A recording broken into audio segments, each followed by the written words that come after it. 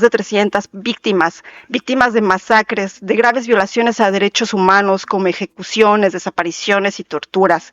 Estas víctimas que representamos no han podido acceder a la justicia en el sistema jurídico que hoy tenemos. Sin embargo, las reformas van a ampliar la brecha para que estas víctimas puedan acceder a la justicia. Lo más grave aquí es que no se cumplirá lo que el gobierno federal está prometiendo: dar justicia a quienes más lo necesitan y a las personas más vulneradas en México. La reforma no permite este cambio ni esta mejora, porque se está dejando de lado a las fiscalías, que son las responsables del gran índice de impunidad en casos de graves violaciones a derechos humanos. Ya lo dijo el Comité sobre Desapariciones Forzadas en su primer visita a México. En casos de desaparición, la impunidad es casi absoluta, casi el 100% de impunidad en los casos de desaparición, y las desapariciones se siguen cometiendo día a día. Es cuanto. Buenas tardes. Mi nombre es Claudia Elena Hurtado de Mendoza Godínez.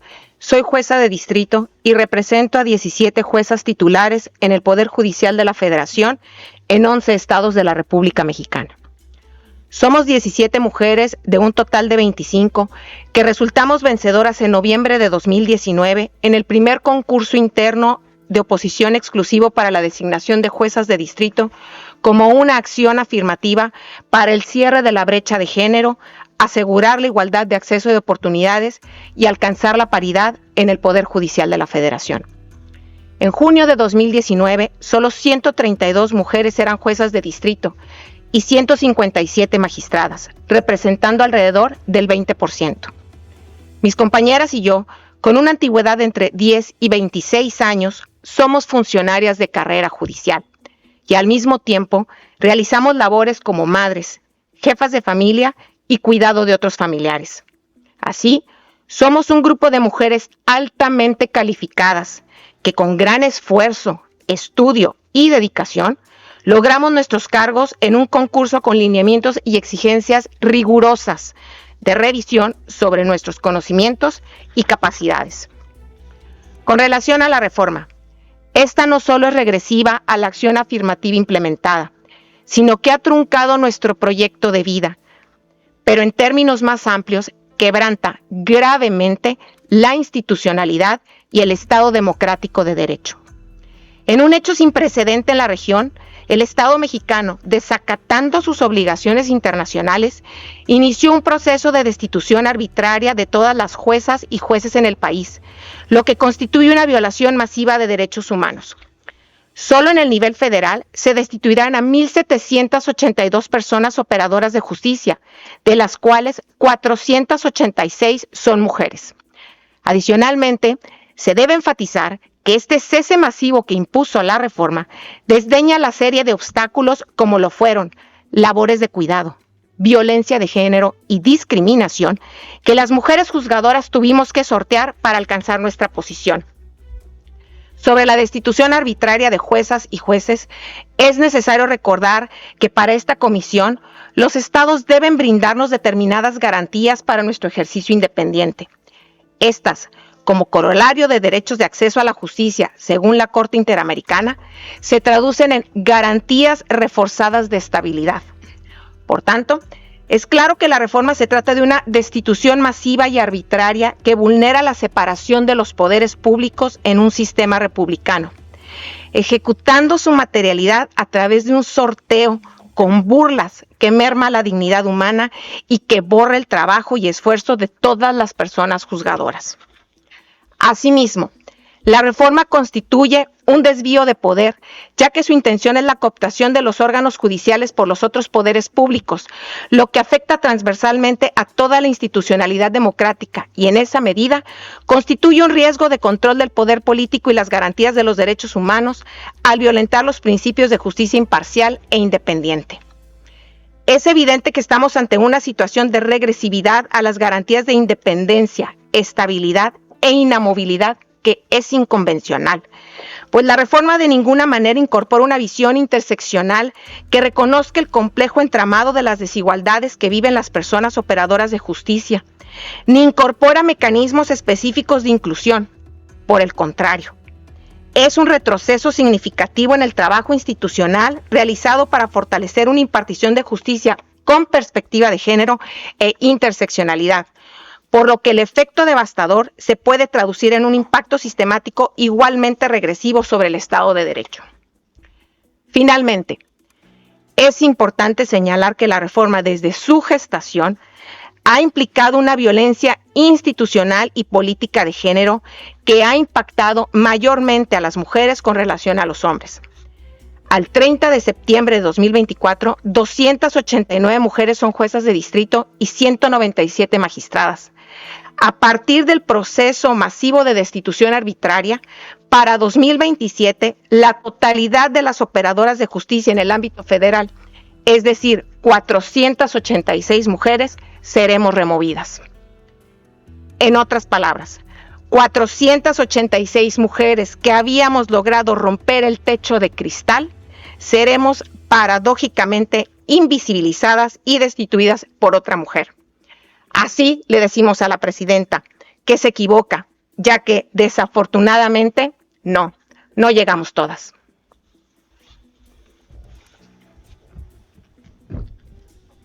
Buenas tardes. Soy Gloria Angélica Corroy Laguna, trabajadora del Poder Judicial de la Federación, integrante de la carrera judicial desde hace 20 años.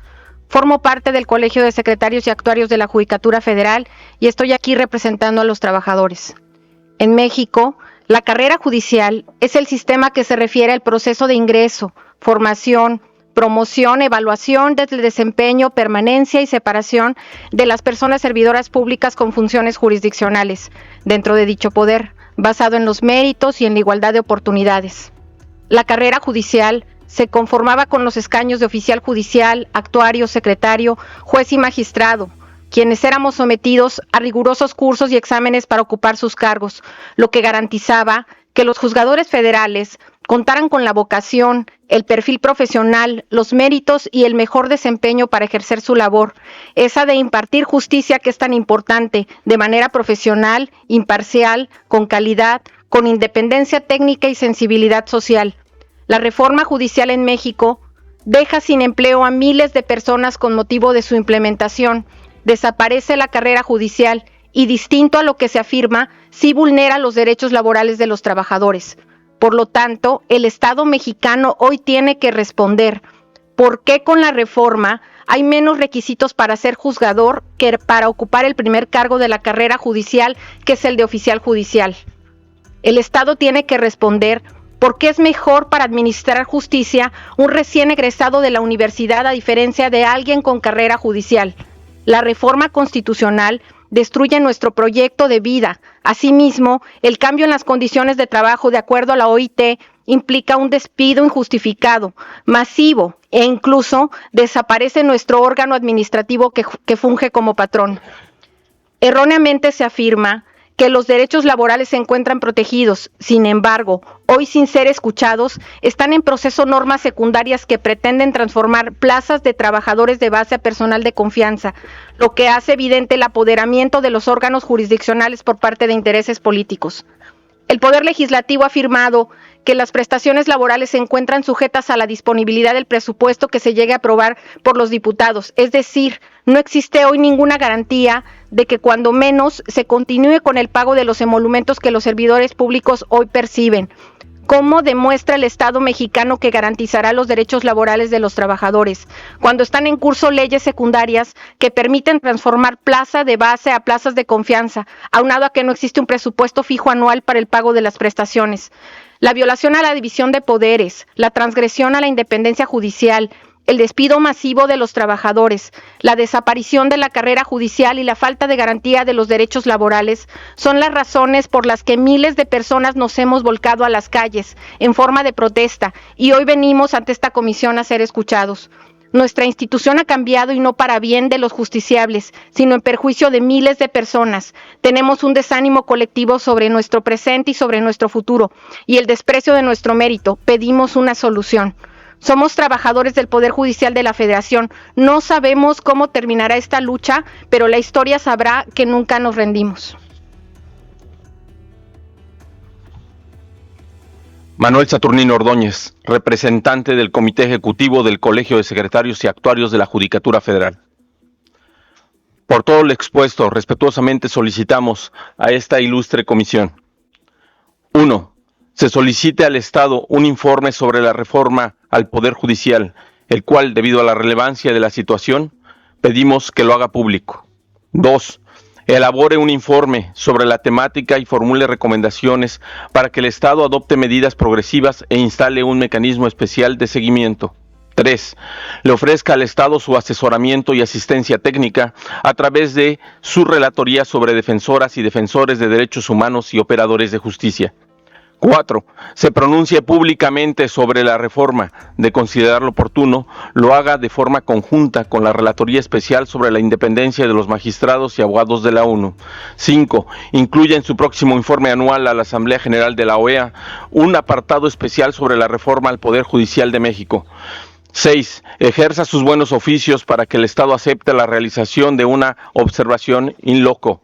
7. De conformidad con la resolución 4/23, adopte una política de priorización de peticiones y casos sobre la temática. 8. Solicite una opinión consultiva a la Corte Interamericana sobre estándares interamericanos en materia de independencia judicial en casos de procesos de reforma judicial en que se vea en riesgo la división de poderes y el Estado de Derecho. 9. Ante la ruptura grave del orden democrático y constitucional, inste al secretario general de la OEA a activar de inmediato los mecanismos previstos en la Carta Democrática de Derechos. Muy buenas tardes, distinguida señora comisionada presidenta Clark, comisionada relatora Pochac, comisionado Bernal, Redesca Palumo y secretaria ejecutiva adjunta María Claudia Pulido. Muy buenas tardes a las representantes de la sociedad civil, del Poder Judicial y de la representación del Estado que me acompaña en esta mesa. El Estado mexicano comparece ante esta comisión en el marco de diversas audiencias y refrenda su compromiso para atender sus obligaciones internacionales, siempre dispuestos al diálogo y en el marco de una política exterior abierta al escrutinio internacional. Sin duda, este tipo de espacios fomentan procesos participativos y estructurados de fortalecimiento institucional para atender temas de gran relevancia como el que nos ocupa en la presente audiencia. Es igualmente una oportunidad para el Estado comunicar cómo estamos llevando a cabo la reforma al Poder Judicial en el país y los beneficios que esto tendrá. Para ello, la participación del Estado mexicano se dividirá en 3 apartados en relación con las inquietudes manifestadas en los 4 escritos remitidos por las organizaciones, asociaciones, colectivos y de integrantes y representantes del Poder Judicial para la presente audiencia pública. Durante el presente año, el Congreso de la Unión aprobó una importante reforma al Poder Judicial de la Federación, con el objetivo de fortalecer el sistema de justicia en el país. Este proceso fue impulsado por la necesidad de eficientar nuestro sistema judicial para combatir la corrupción y el nepotismo y para garantizar la transparencia y rendición de cuentas de las juezas y jueces en México. El proceso de reforma, al igual que otros procesos similares, se desarrolló de conformidad con el marco normativo nacional, acorde a los procedimientos institucionales previstos de manera clara en la Constitución Política de los Estados Unidos Mexicanos y sus leyes reglamentarias. Al respecto, cabe señalar que un proceso de modificación a la Constitución es altamente estructurado, lo que asegura tanto la legalidad como la legitimidad de las reformas propuestas. Como señala el texto constitucional, el origen de una iniciativa de esta naturaleza puede ser presentada por el titular del Ejecutivo Federal, por los propios diputados y senadores del Congreso de la Unión o por las legislaturas de los estados. Una vez que la iniciativa es presentada, debe ser discutida y aprobada por ambas cámaras del Congreso, para lo cual se requiere una mayoría calificada, es decir, al menos 2/3 de los votos de los miembros presentes en cada una de las cámaras, siendo un requisito estricto que busca asegurar un amplio consenso sobre cualquier reforma constitucional. Posteriormente a dicha aprobación por parte del Congreso de la Unión, la reforma debe ser ratificada por la mayoría de las legislaturas de los estados. Lo anterior implica que al menos 17 de los 32 congresos locales deben aprobar la reforma. Con esto se asegura que las entidades federativas tengan una participación directa en la modificación de la Constitución, reflejando así el carácter federal del Estado mexicano. Finalmente, una vez que la mayoría de las legislaturas estatales ratifiquen una reforma, el presidente o la presidenta de la República debe promulgarla y publicarla en el Diario Oficial de la Federación. Es importante destacar que el propósito de los procesos antes mencionados es garantizar el principio de rigidez constitucional, es decir, que la Constitución no pueda ser modificada de manera arbitraria o sin un proceso claro, preciso y exhaustivo. Esto garantiza la estabilidad y continuidad del orden constitucional en México. Como se puede observar, el procedimiento está diseñado para asegurar que cualquier cambio en la Constitución sea el resultado de un amplio consenso, respetando tanto los principios democráticos como los derechos fundamentales de las y los ciudadanos. La participación de diversos actores en el proceso de reforma, tanto a nivel federal como estatal, refleja la pluralidad del sistema político mexicano y asegura que la reforma constitucional responda a las necesidades y aspiraciones de la sociedad en su conjunto que nos ocupa, abonando a su legitimidad. En este sentido, como parte del proceso en el ámbito legislativo, entre otras acciones, el 20 de febrero de 2024, la Junta de Coordinación Política de la Cámara de Diputados del Congreso de la Unión aprobó el acuerdo por el que se proponen los formatos de los diálogos nacionales para la presentación, análisis y debate de las reformas constitucionales. El acuerdo dispuso que los diálogos se basarán en los principios de pluralidad, inclusión, publicidad, oportunidad, máxima difusión, transparencia, escrutinio, discusión y deliberación.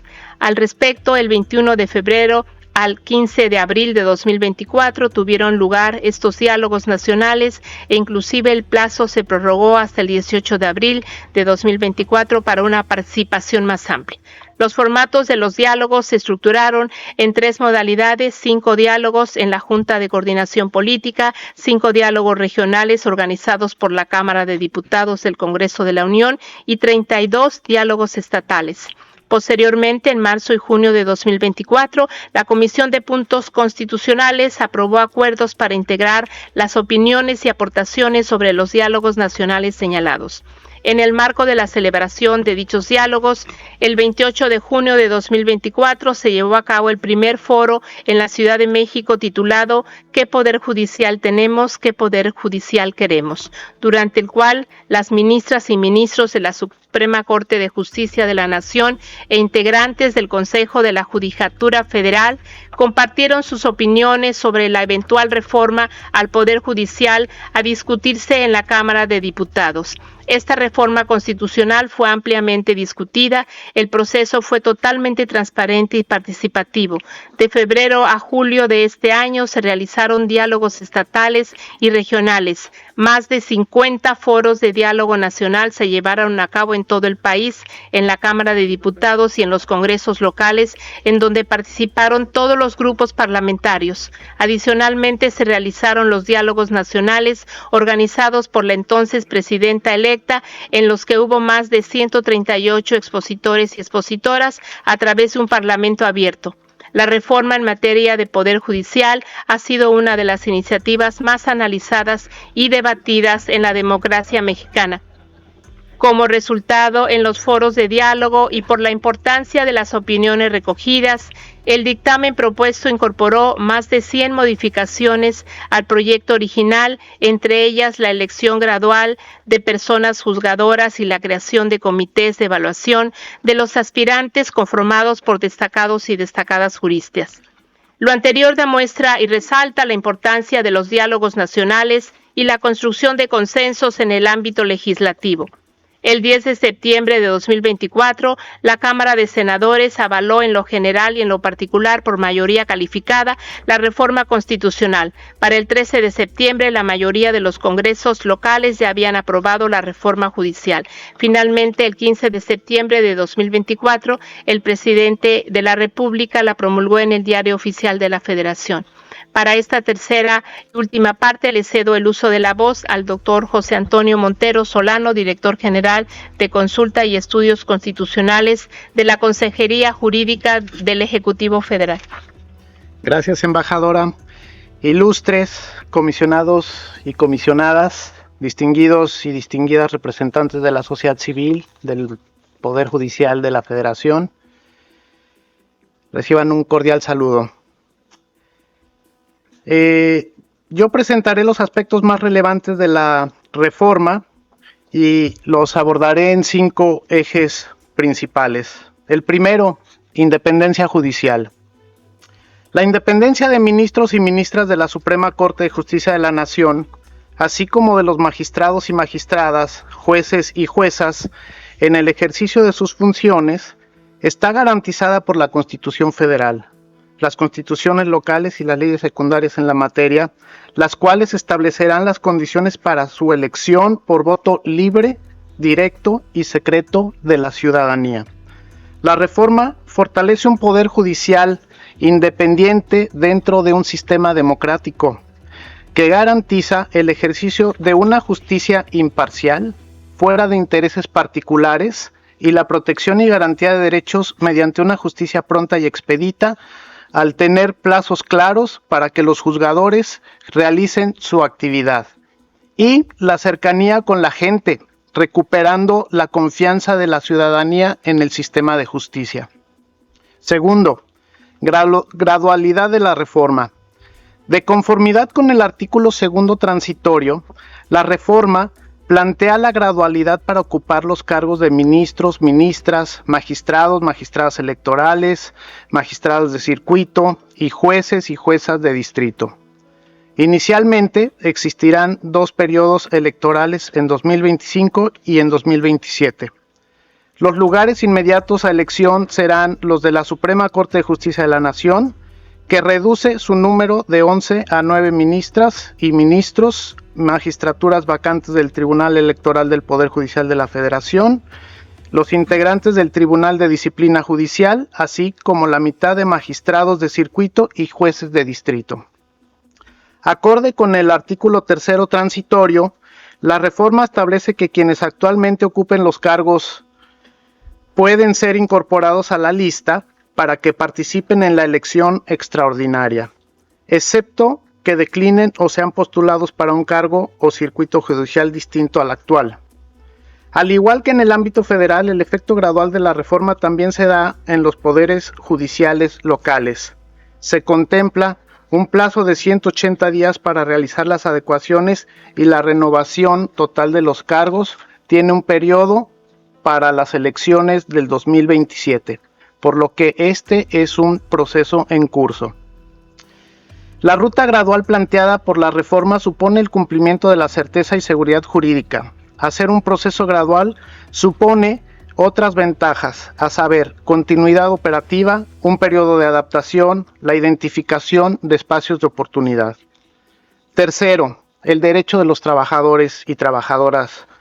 El Estado mexicano desea destacar que ninguna de las modificaciones constitucionales contempla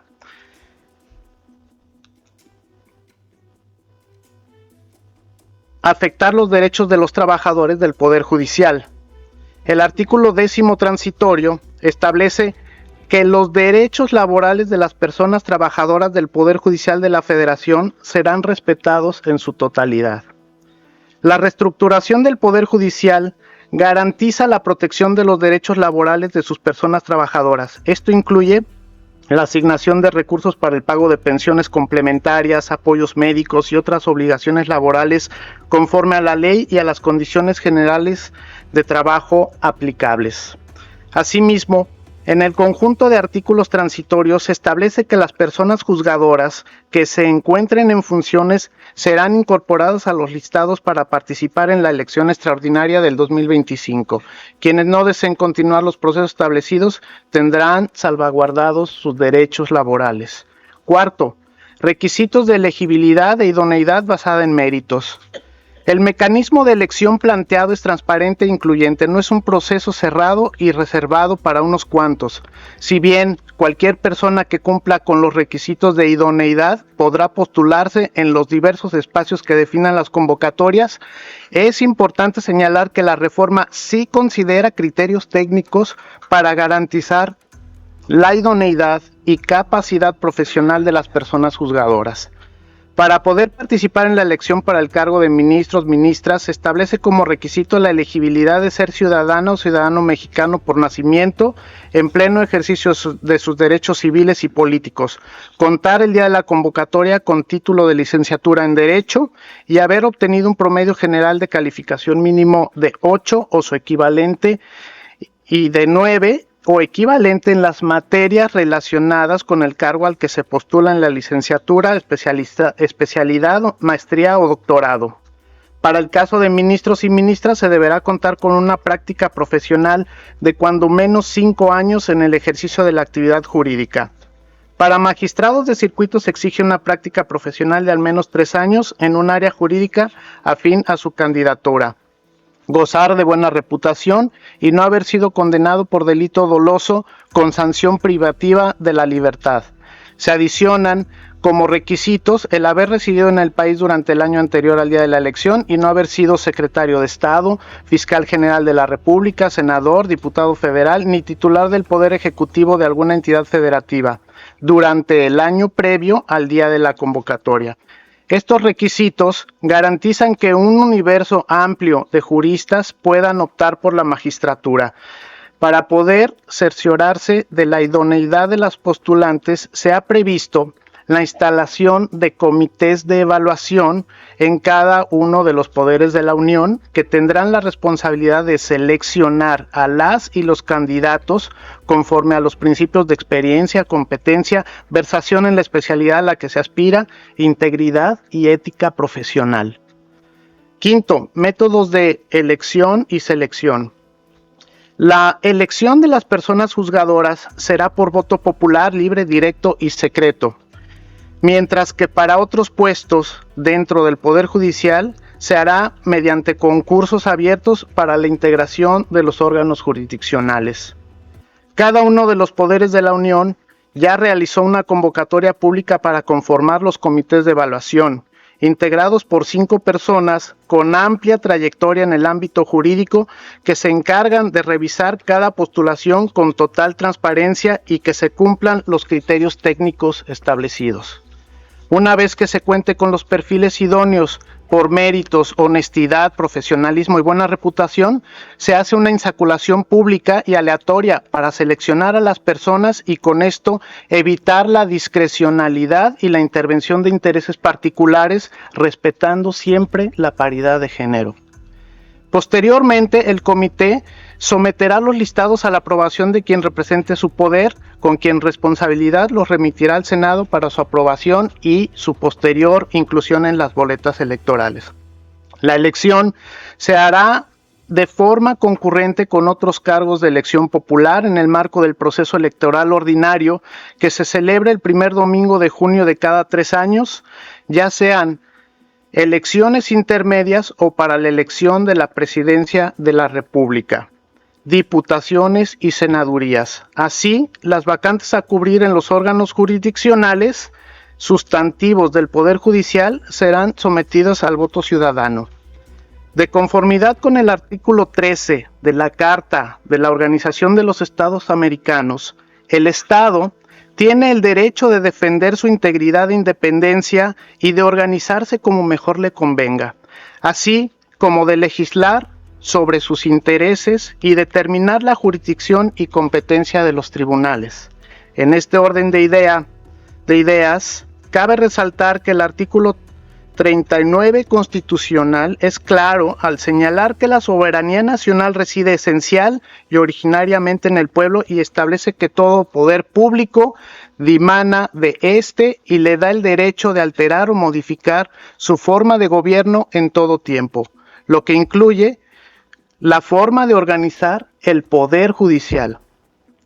La reforma en materia de poder judicial realizada en México es un gran paso en la democratización de uno de los poderes públicos fundamentales, el poder al que le corresponde impartir justicia. Esta reforma era necesaria para recobrar la confianza ciudadana en los tribunales y en general en el sistema de justicia, toda vez que en México los jueces han faltado a su deber de impartir justicia. Han liberado a delincuentes comunes y peligrosos, a narcotraficantes, han dictado sentencias sin perspectiva de género, han legalizado el despojo de tierras de pueblos indígenas y está ampliamente documentado el nepotismo de los poderes judiciales, federal y de los estados. Como lo señaló claramente nuestra querida embajadora Baños, en el ejercicio de esa soberanía popular se cumplió con el artículo 135 constitucional, el cual establece la forma y la capacidad legal de reformar la constitución política. Por lo anterior, la reforma judicial ya es una realidad en México. Muchas gracias.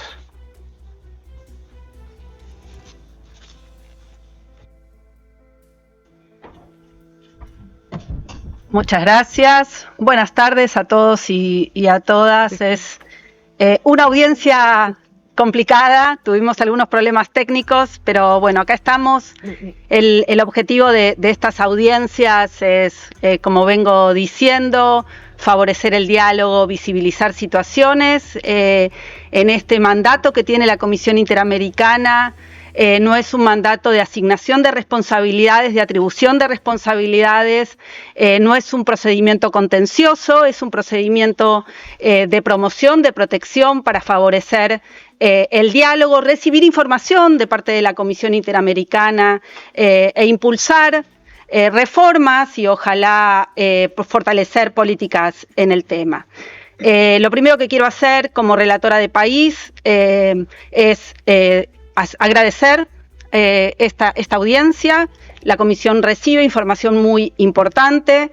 Quiero agradecer el interés de la sociedad civil, muchos jueces y juezas aquí presentes, que tal vez en muchos casos es la primera oportunidad de visitar a la Comisión Interamericana y quiero reconocer ese interés, la participación. Quiero también reconocer la enorme mayoría de mujeres en la delegación de los solicitantes, trabajadoras, juezas, magistradas, activistas. Y también quiero destacar la delegación del Estado mexicano y la predisposición y participación en esta audiencia tan complicada. No es fácil poner la cara, ¿no? Es mucho más sencillo para algunos estados salir, borrarse, no participar, como han hecho y siguen haciendo lamentablemente algunos estados de la región. Por eso celebro esta política exterior abierta al escrutinio internacional que México nos sigue demostrando en cada una de sus intervenciones. Y también quiero destacar el importante papel que ha tenido el Sistema Interamericano de Derechos Humanos en la vida política, institucional y social de México de los últimos años. Esta enorme repercusión no es casual. No es casual, demuestra que el sistema interamericano está inserto en el pueblo mexicano, la legitimidad de la Comisión Interamericana, del sistema interamericano, se ha ganado, digamos, este amplio interés. Muchas de las reformas legales y constitucionales que se han impulsado en México en los últimos 20 años tuvieron como fuente los estándares del sistema interamericano.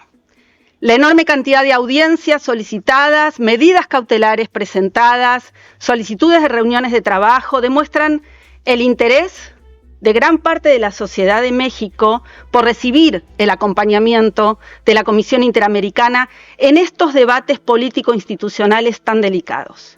México es uno de los países, de los principales usuarios del sistema interamericano y muchas de las peticiones, casos, medidas cautelares que la Comisión Interamericana ha tramitado en los últimos 65 años de historia evidencian las dificultades, las falencias en el acceso a la justicia, en el debido proceso, en la protección judicial de muchos mexicanos y mexicanas. Por eso no es casual que este debate sobre reforma judicial se haya traído a este estrado, al estrado de la Comisión Interamericana de Derechos Humanos, que tantas veces la Comisión, el sistema interamericano, tantas veces ha sostenido los déficits del sistema judicial en México, por la demora, la cantidad de presos sin condena, las torturas como método de investigación, la cooptación del crimen organizado, la impunidad de víctimas, de muchas víctimas de desaparición forzada, de ejecuciones. Muchas víctimas vinieron a denunciar a la Comisión Interamericana y sus familiares que siguen esperando justicia.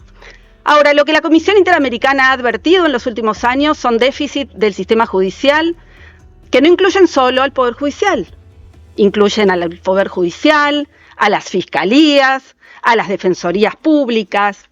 El sistema interamericano también ha conocido sobre las resistencias del propio sistema judicial a recibir reformas sobre su funcionamiento.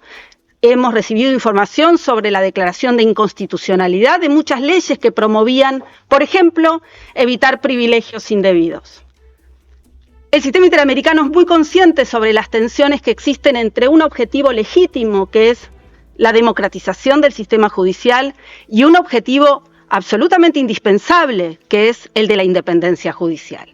No es el único país en el que existen estas tensiones. El objetivo de tender a la democratización de la justicia no puede ir en contra de otro principio básico del sistema interamericano, que es el de la independencia judicial.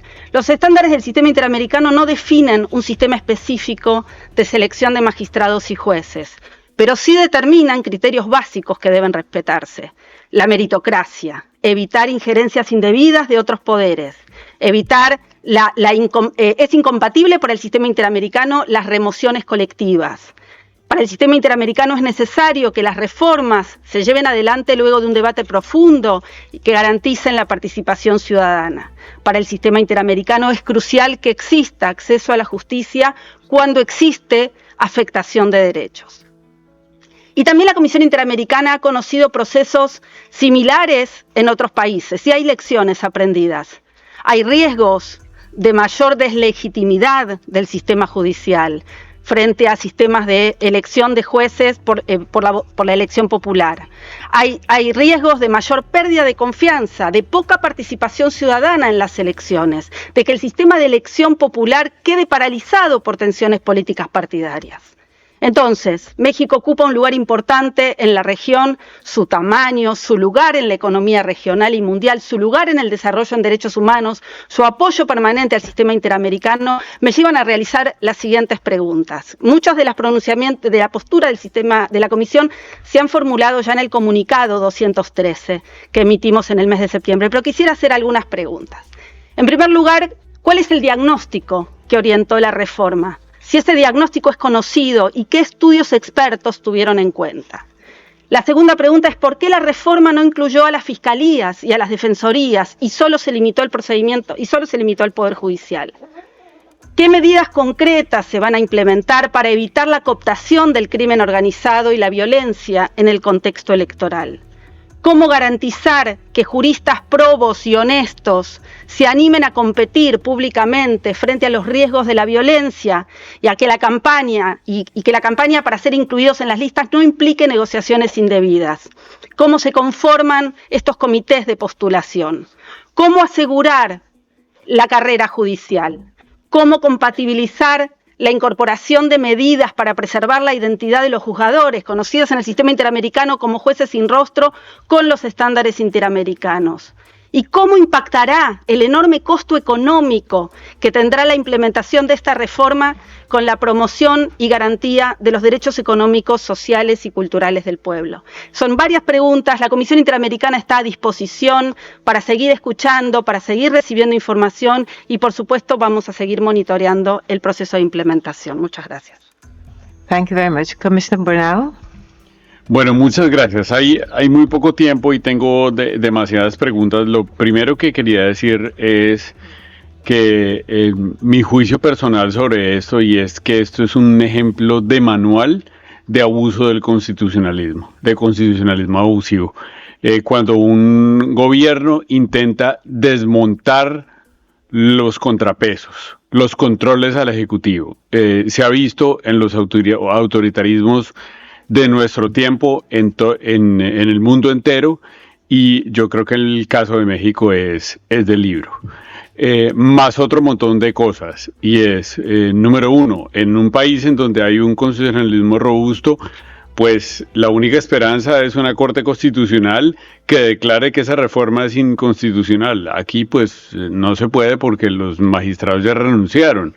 Entonces, ¿quién defiende a las personas que representaban el Poder Judicial?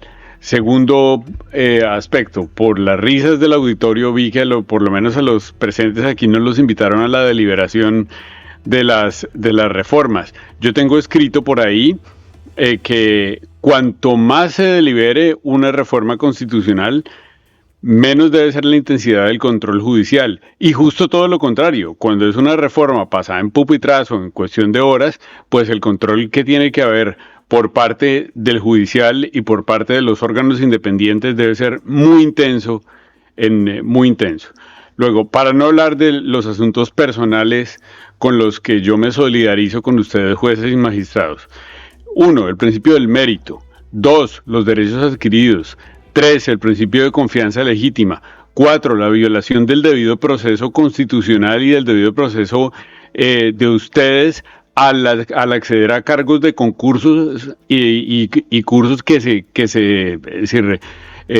posiciones que desaparecen después de todos los procesos vitales que llevan a eso. Por último, pues mire, es que esto es muy fácil leerlo en un periódico. Un gobierno que arrasa en las urnas para la presidencia de la República, que arrasa en las urnas para todos los cargos de elección popular. ¿No es un poco sospechoso que también quiera que sean de elección popular los jueces? Muchas gracias. Go ahead, Deputy Executive Secretary Paludo. Muchas gracias, señora presidenta. Yo tenía 3 preguntas específicas. Una referente a los criterios de selección que el ilustre Estado nos había indicado que se darían determinados requisitos calificados por el tiempo dependiendo de los grados en la judicatura. La pregunta es si se va a tener como criterio de selección para este proceso la experiencia relevante en esos cargos, frente a personas que no hayan tenido nunca el ejercicio de la judicatura. Ese es 1. 2, en relación con las personas trabajadoras del Poder Judicial, también el ilustre Estado nos indicaba que se iban a respetar los derechos laborales. ¿De qué manera se va a hacer eso? Se va a cristalizar esa expresión de voluntad, y concretamente si se van a mantener en sus cargos las personas que actualmente están trabajando como secretarios operarios en la judicatura. Y por último, en cuanto al punto que hacía la comisionada Pochac sobre la intromisión de poderes o de organizaciones ilegales con finalidades criminales, ¿cómo se va a garantizar que no vaya a haber una participación y una cooptación en el momento de los procesos electorales, y cómo se va a garantizar que las personas que se van a presentar como candidatas puedan ser conocidas por las personas electores en el margen de tiempo que se estaría dando? Eso sería. Muchísimas gracias, señora presidenta.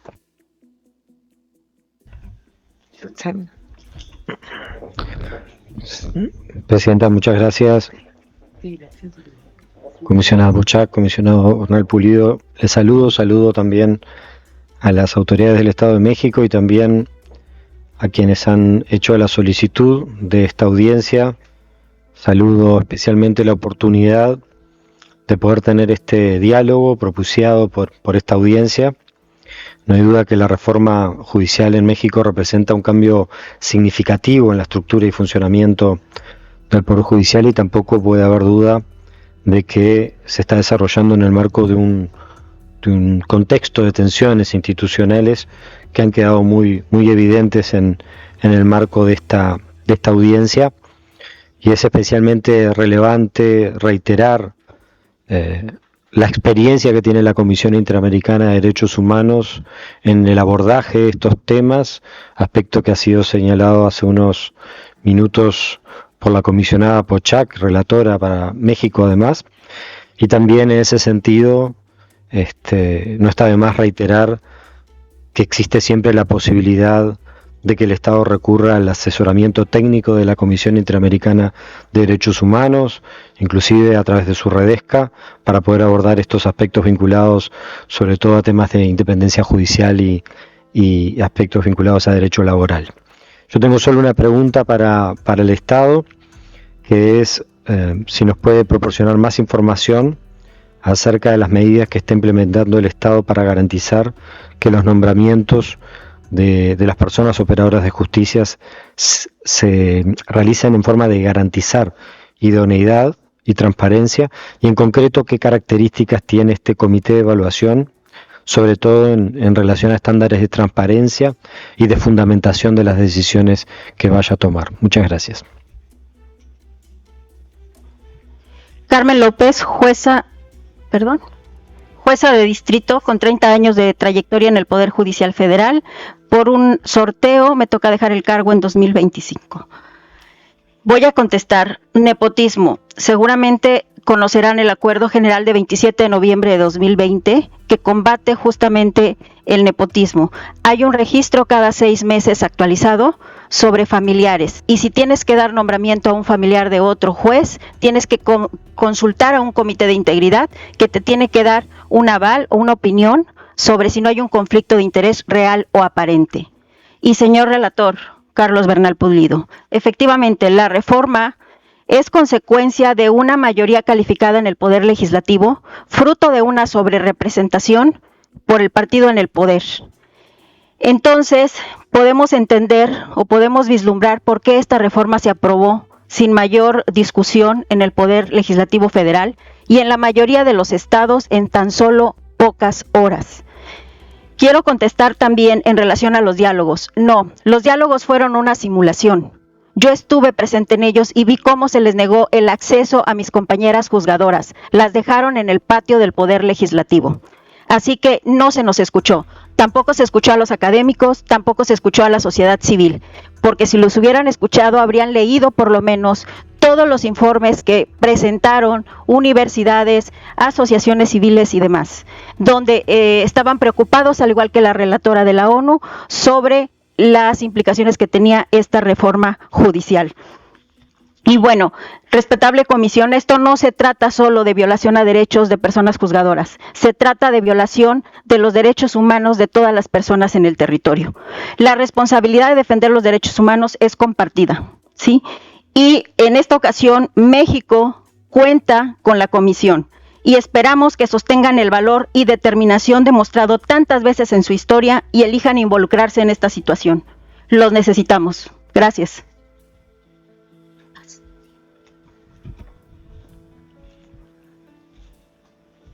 Buenas tardes, honorables comisionadas y comisionados. Soy Mariclera Costa y represento al colectivo La Justicia que Queremos. Trataré de ser breve. Bueno, esta reforma tiene un impacto en la justicia y el acceso a la justicia porque la politiza a poner en riesgo la imparcialidad de los jueces y convertirlos en actores políticos motivados por ganar votos en vez de actuar en función de los hechos y el derecho. Y con ello contradice las normas internacionales y somete a la justicia a intereses políticos, económicos y muy probablemente también, lamentablemente, criminales en lugar de proteger los derechos ciudadanos. Reemplaza el mérito por la popularidad, amenaza la imparcialidad y convierte a los jueces en actores políticos. Profundiza los problemas del sistema de justicia. Al día de hoy, incapaz, y estoy hablando del sistema de justicia, no de los juzgados, incapaz de investigar el 96% de los delitos que una minoría de ciudadanos que acuden a las fiscalías denuncian. Y la somete a intereses ajenos. No facilita el acceso a la justicia a personas en condición de vulnerabilidad, excluye a quienes carecen de poder político, tampoco garantiza mayor eficiencia ni mejora la administración de la justicia, pues entre otras razones implica una parálisis en la mayoría de juzgados por meses, no corregirá problemas de nepotismo y corrupción, los agravará y debilitará aún más la desconfianza de los ciudadanos en el sistema judicial. Desestabilizará la justicia y dejará a jueces y ciudadanos en un ambiente de inseguridad jurídica contrario a la función que debe cumplir el Estado. Buenas tardes, Fabián Sánchez Matus, soy acompañante de juezas de distrito. Quizá habría que empezar diciendo o recordándole más bien al Estado mexicano lo que la Corte Interamericana dijo en el caso San Miguel Sosa y otras contra Venezuela. El ejercicio efectivo de la democracia en los Estados americanos constituye una obligación jurídica internacional y estos soberanamente han consentido en que dicho ejercicio ha dejado de ser únicamente un asunto de su jurisdicción doméstica, interna o exclusiva. Y en este sentido, la respuesta al Estado mexicano es no, el Estado no puede hacer lo que quiera. El Estado tiene obligaciones internacionales que está desacatando en este momento y es importante en este sentido que la Comisión Interamericana se pronuncie y haga uso de todas sus facultades para poder llevar a cabo, digamos, o frenar más bien una destitución arbitraria, masiva de juezas y jueces en el país de la totalidad. Es importante también mencionar lo que la comisionada Andrea Pochac mencionaba. Diagnóstico. Queremos saber dónde está el diagnóstico que hizo el Estado mexicano para saber que la totalidad de juezas y jueces son corruptas o que defienden intereses de partidos políticos o intereses políticos. ¿Dónde está el diagnóstico? Es importante también mencionar que se ha iniciado un ataque sistemático en contra de juezas y jueces operado desde la Presidencia de la República en el Estado mexicano. Y eso ha generado, sin duda, un descontrol, un ataque hacia juezas y jueces en el ámbito mediático. Ha puesto en riesgo a muchas de juezas y jueces. El Estado ha iniciado una persecución en contra de juezas y jueces, abriendo procesos administrativos y carpetas de investigación penal al dictar suspensiones provisionales o definitivas. Eso es importante.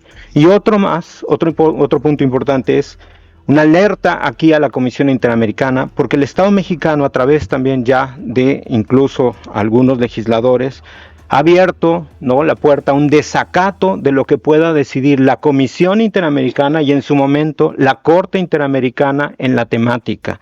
Esto es importante decirlo. Quizá de frente al Estado mexicano les preguntamos cuál es la intención. ¿Dejar el sistema interamericano? ¿Van a denunciar la Convención Americana sobre Derechos Humanos? ¿Qué hará el Estado mexicano? Porque los legisladores ya están hablando de un desacato de las decisiones. Por último, ¿quién defiende en este momento a las juezas y jueces? Como lo mencionó el comisionado Bernal, pues entonces sería, yo creo, de nuevo la Comisión, la Corte, ante una reforma de manual, como lo dijo también, pero de manual en este sentido, solo que contrario a todas las recomendaciones que hizo la Comisión Interamericana en este valioso informe, que es nuestra guía para poder realizar todas nuestras acciones de ahora en adelante. Gracias. Buenas tardes. Emilia Molina, magistrada de circuito con 27 años de carrera judicial y presidenta de la Asociación Mexicana de Juzgadoras. No solo el discurso del Estado mexicano es sin diagnóstico y sin metodología. Pedimos incluso al Estado mexicano que nos informe y presente el diagnóstico y la metodología que usaron. El discurso también desconoce principios, por ejemplo, el principio de presunción de inocencia. Las personas juzgadoras no liberan delincuentes, porque si no se ha demostrado por parte de las fiscalías la culpabilidad, todas las personas son inocentes. Los derechos humanos no son cuestión de mayoría. De hecho, la justicia, y en especial la función del Poder Judicial de la Federación, es también para las minorías, principalmente para las minorías. La Corte Interamericana ha sostenido que la democracia por sí sola no garantiza los derechos humanos. La reforma violenta distintos estándares de derechos humanos, en especial aquellos relacionados con independencia judicial y debido proceso, que son garantías para el acceso a la justicia. ¿Cómo se integran los comités de evaluación? Les cuento solamente uno de los puestos. En el Comité de Evaluación del Poder Legislativo se integra por una persona que hasta el día de su nombramiento era representante del grupo en el poder en el Instituto Electoral de una de las entidades federativas. No hay tampoco requisitos de estándares de impartición de justicia para las personas que serán candidatas. Olvidaron mencionar que para ser juez de distrito, la Constitución ni siquiera requiere 1 año de experiencia en la profesión. La forma de gobierno está definida por el constituyente. El poder reformador, con esta mayoría absoluta, lo que hace es solamente intentar cooptar también al poder judicial. No se garantizan los derechos laborales de ninguna de las personas del Poder Judicial de la Federación. A quienes somos titulares, nos eliminaron nuestra carrera, nuestro proyecto de vida. Y a las personas que son trabajadoras como secretarios, actuarios u oficiales, les cooptan y les cortan totalmente la carrera judicial. Ellos ya no podrán ser parte de un concurso para acceder a ser titulares del propio Poder Judicial. Ahora tendrán que competir en igualdad de circunstancias en elecciones populares con quienes no tengan ningún requisito de carrera judicial. Entonces, no es verdad que se garantizan los derechos, y todas las demás preguntas también las responderemos en un documento que ya haremos llegar a ustedes. Gracias. Comisionada. Muchas gracias, comisionados, comisionadas. Después de escuchar atentamente las intervenciones de todas y cada una de las partes solicitantes en esta audiencia, nos permitimos dar respuesta a algunas de sus interrogantes. Si bien por el corto de los tiempos no será posible responder puntualmente a todas ellas, y aquellas que no pueden ser desahogadas en la presente audiencia remitiremos información posteriormente. Me voy a referir primero a los temas de carrera judicial e inamovilidad. Las y los integrantes del Poder Judicial deben contar con competencias necesarias, capacitarse de manera continua y ser evaluados de manera constante. Entre más y mejor calificadas estén las personas integrantes del Poder Judicial, más se fortalecerá su independencia y función de impartir justicia. La reforma establece las bases para la formación, evaluación, certificación y actualización de funcionarias y funcionarios, así como para el desarrollo de la carrera judicial, la cual se regirá por los principios de excelencia, objetividad, imparcialidad, profesionalismo, independencia y paridad de género. Lo anterior resulta relevante ya que esta reforma reconfigura la composición del Poder Judicial de la Federación con una perspectiva de género para lograr igualdad sustantiva. La permanencia e inamovilidad de las personas juzgadoras está garantizada por el establecimiento de periodos por los que se ejercerá el cargo, lo que también permite una renovación cada cierto periodo. Para el caso de ministros y ministras es de 12 años y para el caso de magistradas y magistrados de circuito, así como de jueces y jueces de distrito, será de 9 años y con la posibilidad de reelección cada fin de periodo. También se crea el órgano de administración judicial, que a su vez contará con un órgano auxiliar con autonomía técnica y de gestión denominado Escuela Federal de Formación Judicial. Esta será responsable de diseñar e implementar los procesos de formación, capacitación, evaluación, certificación y actualización del personal de carrera judicial, así como la certificación y actualización del personal administrativo del Poder Judicial de la Federación, sus órganos auxiliares y, en su caso, del personal de los poderes judiciales locales, fiscalías, defensorías públicas, organismos de protección de los derechos humanos, instituciones de seguridad pública y del público en general, así como de llevar a cabo los concursos de oposición para acceder a las distintas categorías de la carrera judicial en términos de las disposiciones aplicables. Sobre las medidas necesarias para preservar la seguridad y resguardar la identidad de las personas juzgadoras, a fin de distinguirse de la figura utilizada en otros países. En este caso, la reforma al artículo 20, fracción 10 de la Constitución faculta al órgano de administración judicial que pueda disponer de las medidas que considere necesarias para preservar la seguridad y resguardar la identidad de las personas juzgadoras, para lo cual la ley deberá disponer los procedimientos adecuados. Esta medida garantiza la seguridad de los jueces y juezas, así como la imparcialidad de sus decisiones.